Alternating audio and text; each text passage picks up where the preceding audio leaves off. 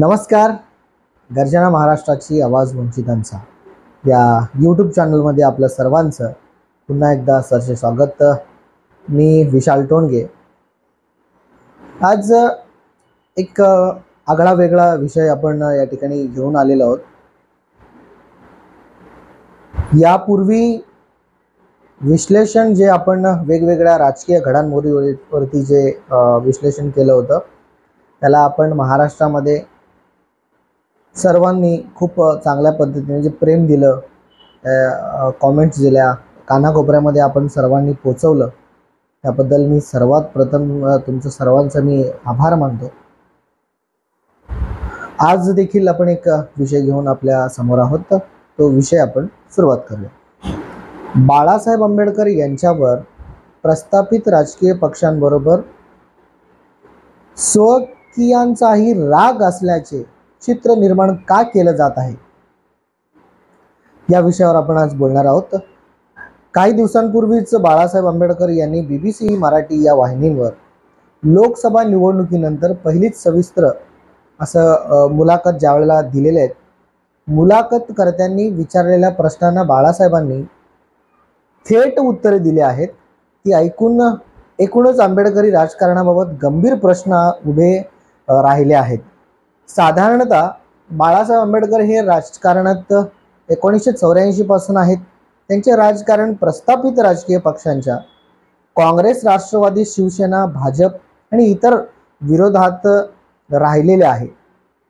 त्यामुळे त्यांचा फायदा भाजपाला होतो तर कधी काँग्रेस प्रणित आघाडीला होतो, असा राजकीय विश्लेषक मांडणी करत असतात. बाळासाहेब आंबेडकर हे डॉक्टर बाबासाहेब आंबेडकरांचे नातू आहेत. त्यांना कधीही स्वतःच्या पदासाठी उपयोग केलेला नाही आहे, हे लक्षात घेणे आवश्यक आहे. रासू गवई, जोगेंद्र कवाडे, रामदास आठवले यासारख्या नेत्यांना हाताशी धरून प्रस्थापित पक्षांनी नेहमीच त्यांना कुठलीही ना कुठली पदे देऊन आपल्या वळसणीला उभे केले आहेत. मात्र आज अखेर बाळासाहेब आंबेडकर कुणाच्याही हाती लागलेले नाहीत, हेही तितकेच खरं आहे. 1998 साली एकत्रित रिपब्लिकन पक्षाचे काँग्रेससोबत केलेली युती आणि 1999 मध्ये झालेली लोकसभेच्या निवडणुकीचा अपवाद वगळला तर बाबासाहेब आंबेडकर आणि काँग्रेस यांचे सूर कधीच जुळलेले नाही आहेत. बाळासाहेब यांचा अकोल्यात 2024च्या लोकसभा निवडणुकीत सलग 5व्यांदा पराभव झाला आहे. त्यामुळे त्यांच्यावर सर्वच स्तरावरून टीकेची झोड उठवण्यात येत आहे. बाळासाहेब आंबेडकर हे अहंकारी आहेत. त्यांना राजकीय व्यवहार जमत नाही. त्यांनी महाविकास आघाडीसोबत जुळवून घ्यायला पाहिजे होतं. मिळेल त्या जागा घेऊन स्वतः अकोल्यातून निवडून यायला पाहिजे होतं. संविधान आणि लोकशाही धोक्यात असताना त्यांनी स्वतंत्र उमेदवार द्यायला नको होते. बाळासाहेब आंबेडकर प्रत्यक्ष अप्रत्यक्ष भाजपाला मदत करणारी भूमिका घेत असतात. बाळासाहेब आंबेडकर हे सत्ता मिळवण्यासाठी प्रयत्न करीत नाहीत. वंचितला दिलेल्या मते वाया जातात, बौद्धांनी मते कुजवली जात आहेत, यासारख्या आक्षेप त्यांच्या राजकारणात घेतले जातात. किंबहुना त्यांच्यावर सातत्याने टीका केली जाते. बाळासाहेब आंबेडकर आपल्या भाषणांमधून, वेळोवेळी घेतलेल्या पत्रकार परिषदेमधून उत्तरे देत असतात. आंबेडकरी राजकारणाबाबतची भूमिका स्पष्ट करीत असतात. मात्र वर्षानुवर्षे जोपासलेली काँग्रेसची जो मानसिकता आहे, आंबेडकरी समूहांच्या राजकारणासमोर मोठे आव्हान असल्याचा पुन्हा एकदा 2024च्या निवडणुकीने दाखवून दिले आहे. बाळासाहेबांनी यांची भूमिका त्यांचं पचनी पडत नसल्याने चित्र 2024च्या लोकसभा निवडणुकीतही कायम असल्याचे दिसून येत आहे. बाळासाहेब आंबेडकर यांचे राजकारण स्वाभिमानाचे आहेच, त्याबद्दल दुमत नाही. मात्र हे व्यवहारात उतरत नसल्याने सत्तेपर्यंत पोचता येत नाही. हा ठळक मुद्दा या निवडणुकीत चर्चेला गेली. त्याची चर्चा आपण आजच्या या व्हिडिओद्वारे आपण आपल्या समोर मांडत आहोत. वास्तविक सरकार भाजपचा असो की काँग्रेसचा किंवा अन्य पक्षाचा, प्रत्येक सरकारामध्ये कोणीतरी दलित नेता सत्तेत सहभागी राहिला आहे. रामविलास पासवान, रामदास आठवले यांची उदाहरणे त्यासाठी आपल्याला देता येतील. त्यांनी आपापल्या पद्धतीनं राजकारण केले आहे. रामविलास पासवान यांचे व्ही.पी. सिंग राजकारणाच्या काळातील काम कुणालाही नाकारता येत नाही. केंद्रात बौद्धांना सवलती, भारतरत्न डॉक्टर बाबासाहेब आंबेडकरांचे संसदेत तैलचित्र जे आहे ते लावणं असेल, यासारखे काँग्रेसने जाणीवपूर्वक दुर्लक्ष केलेले विषय व्ही.पी. सिंग सरकारच्या काळात मार्गी लागले होते. त्यावेळी बाळासाहेब आंबेडकर राज्यसभेत खासदार होते, हेही लक्षात घेणे अत्यंत आवश्यक आहे. बाळासाहेब आंबेडकर यांच्याबाबत चर्चेला जाणारा सर्वात महत्त्वाचा मुद्दा म्हणजे त्यांना राजकीय व्यवहार जमत नाही. अलीकडे काँग्रेस स्थापना तर भाजप नागनाथ आहे, अशी घणाघाती टीका बाळासाहेब आंबेडकर करताना दिसत आहेत. त्याचा धांडोळा घेतला तर हे दोन्ही पक्ष प्रस्थापित समाजाचा राजकारण करतात, हे तर खरंच आहे.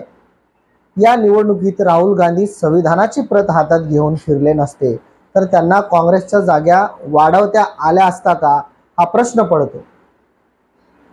याचा अर्थ काँग्रेस संविधानवादी आहे असा होत नाही.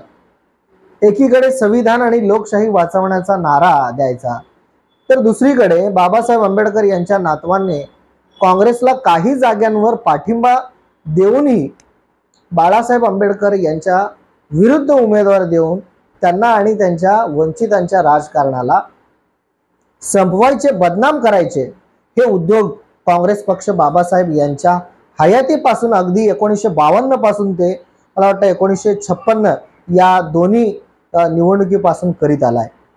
याबाबत स्वतःला आंबेडकरवादी मनवणाऱ्याने देखील काँग्रेसला प्रश्न विचारताना दिसत नाहीत.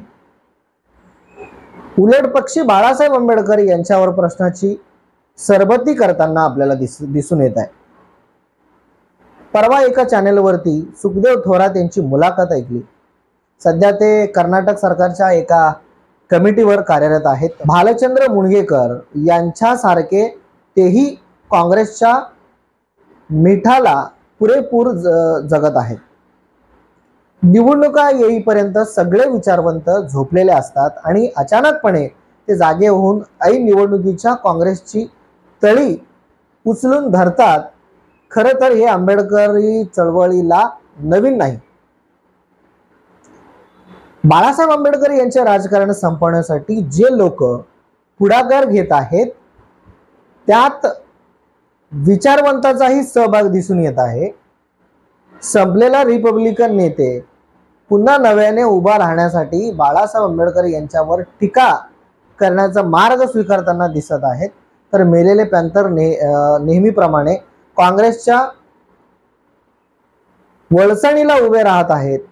1-2 जागा पदरात पाडून निवडणुका लढा आणि कायम काँग्रेसच्या दाराची राखण करा, अशी मानसिकता जोपासलेल्या ठराविक लोकांकडनं वेगळी काय अपेक्षा करणार आपण. त्यामुळे बाळासाहेब आंबेडकर यांच्यावर प्रस्थापित राजकीय पक्षांसारख्या स्वकींचाही राग असलेल्या चित्र निर्माण केले जात आहे.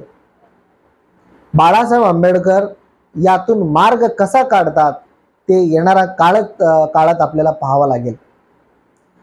हा जो विषय आहे, हा विषय आपल्या समोर दीपध्वज कोसोदे यांनी फार सुंदर आणि खूप छान मुद्द्यावरती हा लेख लिहून पाठवलेला आहे. तर खूप खूप धन्यवाद. पाहत रहा गर्जना महाराष्ट्राची आवाज वंचितांचा.